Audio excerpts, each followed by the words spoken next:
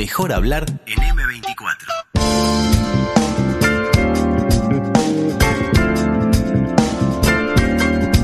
Les decíamos al comienzo de la edición de hoy de Mejor Hablar que estamos estrenando segmento, un segmento llamado Mejor Mirar, que se propone que múltiples especialistas den su punto de vista acerca de acontecimientos relevantes en materia económica y política, sea de la región, de Uruguay o del mundo. Y esta mañana, abriendo justamente este segmento que nos irá acercando a otras voces, estrenamos justamente el espacio con el analista internacional Álvaro Padrón, alguien muy conocido por la audiencia de M24, a quien ya le estoy dando la bienvenida. ¿Cómo te va, Álvaro? Bienvenido, y es un gusto tenerte en Mejor Hablar.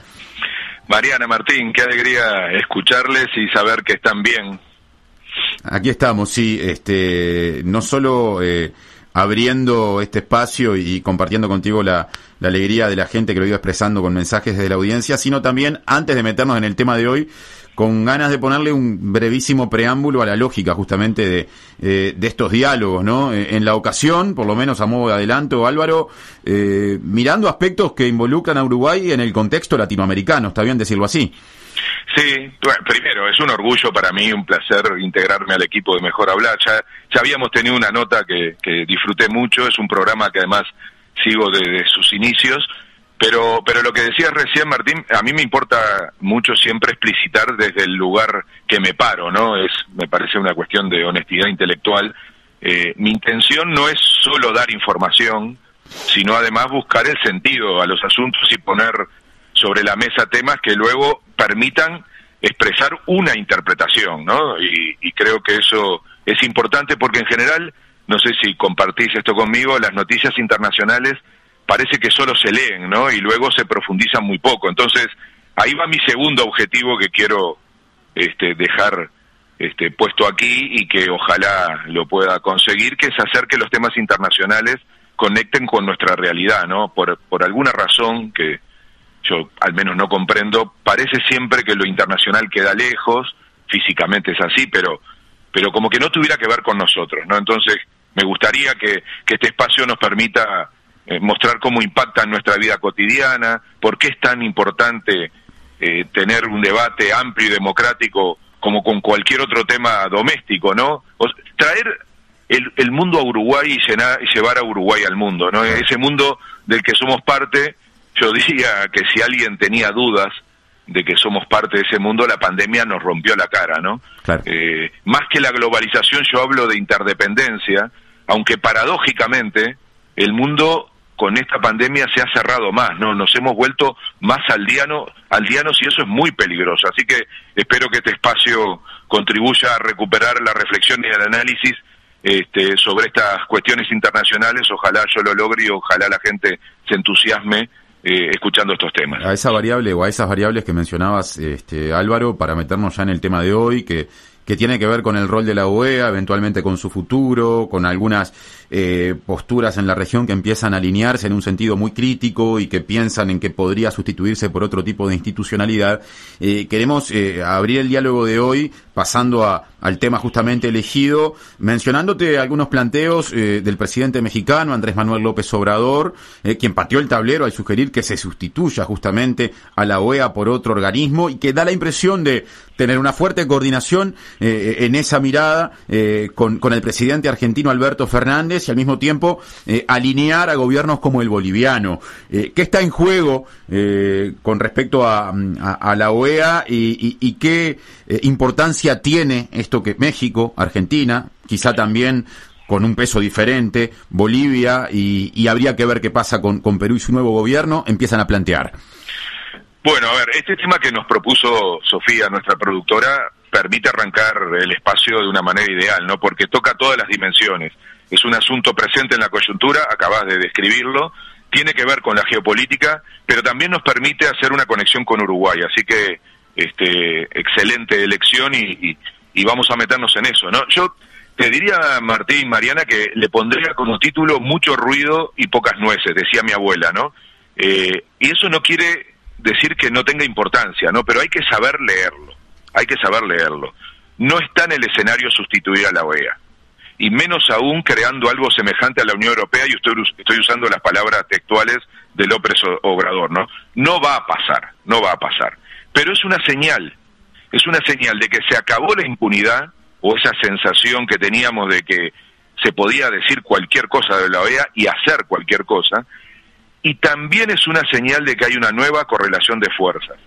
Lo que anunció López Obrador, que fue además en el cierre de su presidencia de la CELAC, que es una organización que existe hace mucho tiempo y que nuclea a todos los países de América Latina y el Caribe, sin Estados Unidos y sin Canadá. Comunidad de Estados latinoamericanos y caribeños. Exactamente. Entonces es como raro, ¿no? Porque si se está hablando de ese lugar, ¿por qué no reivindicarlo más que empezar a hablar de...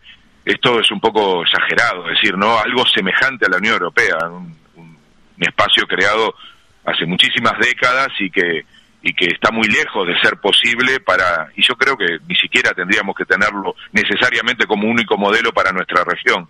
Pero lo importante aquí no es tanto este anuncio, que suena muy impactante, sino lo que realmente está pasando detrás, porque a lo que dijo López Obrador, como vos planteabas recién, se sumaron otras voces, ¿no? Entonces, lo que está claro sí es que la OEA atrasa, y voy a usar este término de manera muy simple, ¿no? Porque no refleja el cambio de correlación de fuerzas que está en curso. Y eso es lo que realmente está pasando. Yo les propongo incluso que esta especie de hipótesis mía la podamos ir acompañando durante el tiempo en este espacio, ¿no? Porque eso sí es interesante ver si efectivamente está ocurriendo, ¿no? Pero pensando en eso, en el cambio de correlación de fuerzas en la región, y poniendo el foco hoy en la OEA, yo creo que lo que acaba de ocurrir es una expresión de ese cambio. Empiezan a animarse algunos gobiernos, vos decías a patear el tablero, yo diría a poner bajo presión organismos internacionales, y en este caso la OEA. Hubo otras señales menos visibles, que casi ni recordamos, pero es yo diría la desaparición del Grupo de Lima, ¿no? Que fue un actor relevante precisamente en el momento que se consolidaba otro cambio de ciclo, que fue lo que algunos llamaban el desplazamiento de los gobiernos progresistas, ¿no? El Grupo de Lima, de alguna manera, fue la demostración de que esos cambios estaban generando un nuevo escenario y que por lo tanto empezaban a influir en la agenda internacional, entre ellos en la correlación de fuerza de la OEA. Yo no creo entonces que sea una crisis de la OEA como tal, pero sí de su liderazgo. Bien, Álvaro. Y aquí comienza una pulseada, y eso sí que está claro. Lo que atrasa es Almagro, y ustedes van a ver que la mayoría de las críticas empiezan a tener nombre y apellido. Álvaro, ¿cómo estás? Bueno, bienvenido a Mejor tal, Hablar, Mariana? Me toca saludarte a mí ahora. Quería preguntarte justamente si el fin último no es sustituir a la OEA, como si se dice públicamente, ¿sería modificar su correlación de fuerzas a la interna? ¿Sería, como vos decís, cambiar lo que se mueve allá adentro, los liderazgos en la OEA? Es así, porque la coyuntura de la OEA está muy lejos de lo que fue aquella discusión cuando asumió Almagro. Acuérdense, a marzo de 2015. Almagro fue votado en marzo de 2015 por 33 países en 34, con el impulso de Mujica. Tema que algún día va a haber que discutir, ¿no? ¿Qué pasó con eso? Porque el objetivo en ese momento, y lo traigo a colación, porque para mí eso es lo que está en discusión, es transformar a la OEA. En aquel momento, el objetivo del gobierno uruguayo, y si algún día tienen oportunidad, sería muy bueno que traigan a quien era en ese momento nuestro representante, Mujica organiza una campaña, incluso se anticipó a los tiempos electorales de la OEA, y lanza la candidatura de Almagro con la idea de transformar precisamente ese organismo. Y tuvo un respaldo increíble, casi inédito. Repito, 33 países en 34 votaron a favor de eso. Y no fue posible. Milton Romani era en ese momento el representante de Uruguay. Uh-huh. ¿Y saben por qué no fue posible? Porque cambió la correlación de fuerzas en el continente. Es decir, el continente ya en ese momento iba camino a un desenlace de gobiernos conservadores. Entonces, lo que hizo Almagro, y yo lo considero un personaje menor, por eso no me parece acertado poner todo el tiempo como referencia a una persona, sino a una estrategia. Lo que hizo Almagro fue funcionar según para dónde soplaba el viento. Entonces, empezó a notar, él sí, a percibir el cambio de correlación de fuerza en la región y empezó a acomodar el cuerpo hacia una nueva situación. Tan es así que luego termina, no sé si recuerdan, teniendo una carta de Mujica que casi lo despide en términos de relación, de vínculo, ¿no? Entonces, luego llega la reelección de Almagro en 2020, donde ahí sí es mucho más explícita la situación de la correlación de fuerzas, pero ya empieza un deterioro de su apoyo, por supuesto, ni lejos de casi aquella unanimidad que tuvo en el 2015, y en el 2020 es votado por 23 países en 24. Pero para que tengan en cuenta, de esos 23 países, hay 5 que ya perdió, y está muy cerca de perder otros. Entonces, yo no pondría el foco, primero, ni en el secretario general, pero tampoco pondría el foco en un discurso tan, digamos, exagerado como el de plantear la sustitución de la OEA, sino en la transformación posible de la OEA en una nueva etapa,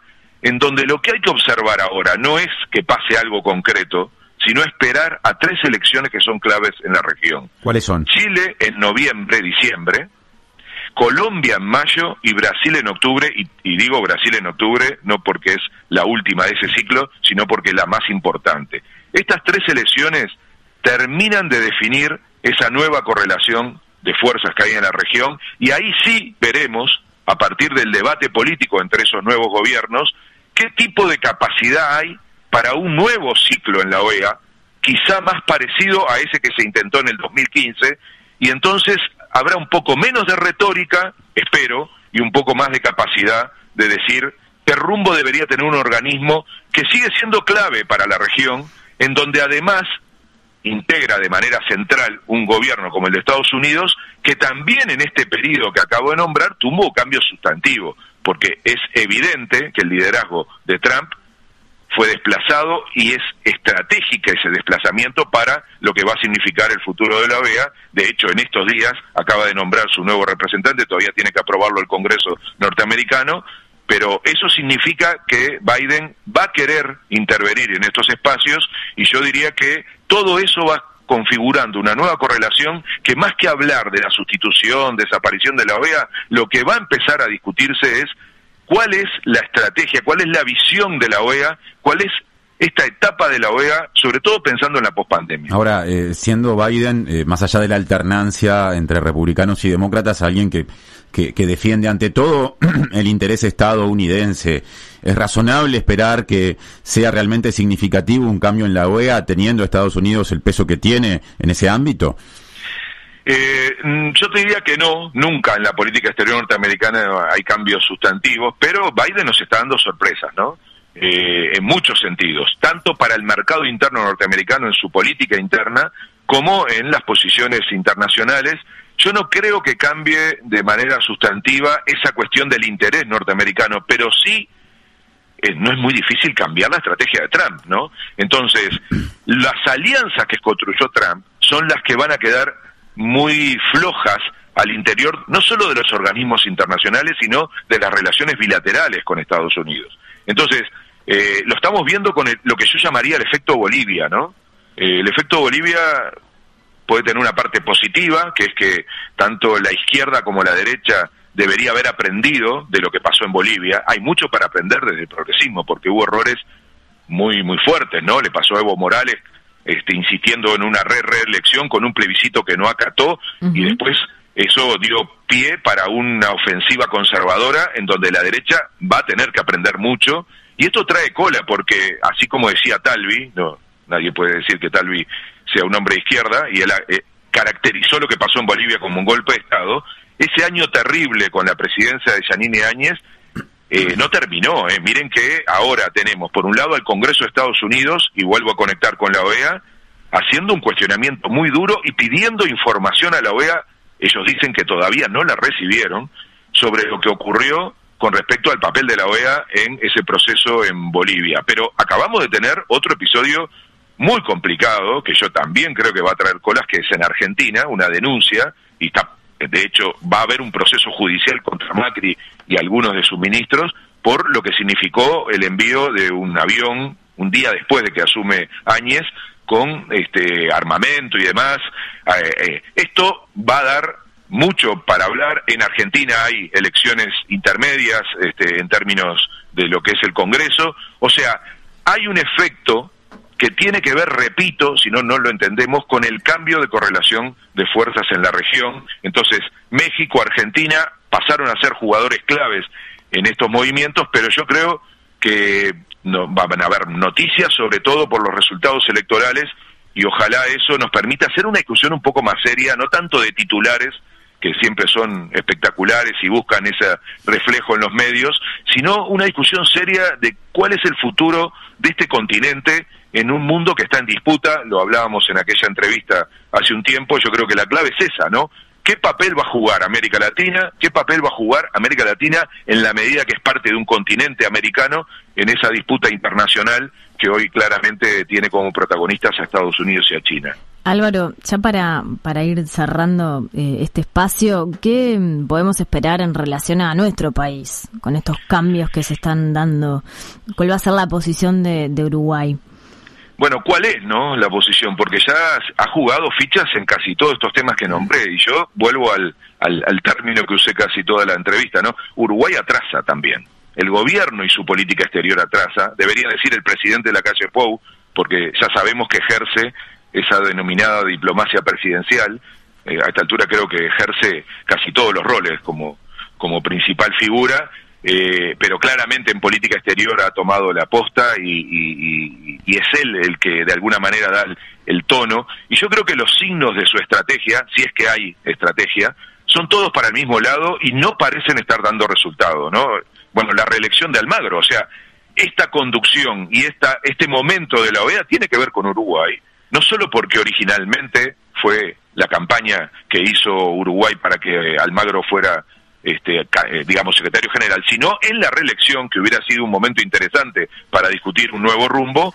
El gobierno uruguayo apoyó la reelección y por lo tanto la continuidad de Almagro al frente de la OEA.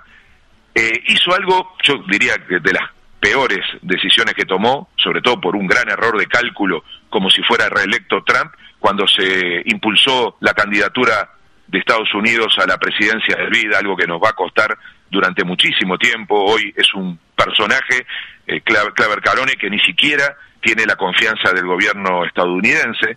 Lo que acaba de pasar con la presidencia de la CAF, ustedes lo trataron bastante en profundidad, ese también es un revés y es una actitud que nos aleja de lo que es una estrategia en dirección a ese cambio de correlación de fuerza que se está dando en el continente. La alianza con Bolsonaro para intervenir en el Mercosur, un Bolsonaro en decadencia, con todas las características de Bolsonaro y con una elección a casi un año que seguramente va a significar un cambio en Brasil. En fin, esa política internacional atrasa, y ese atraso nos puede llevar a quedarnos solos, porque la correlación de fuerzas en la región va hacia otro lado, y eso ya nos pasó en el 2002 y en el 2003 con el gobierno de Jorge Valle, que por su forma de pensar, de mirar el mundo, se iba quedando solo en la región.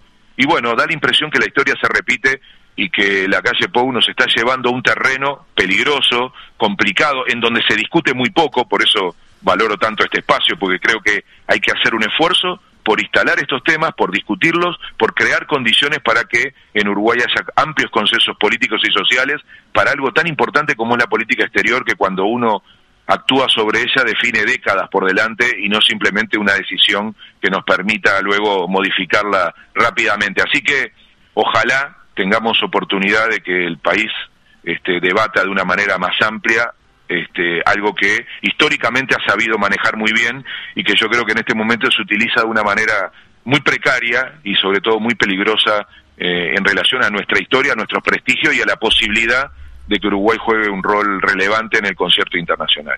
Álvaro Padrón, muchas gracias por combatir esta primera mañana con Mejor Mirar, o mejor dicho, en el espacio Mejor Mirar, que te tendrá volviendo en un par de semanas para seguir repasando algunos aspectos mencionados de la agenda de hoy y otros conexos. Así que seguimos en contacto.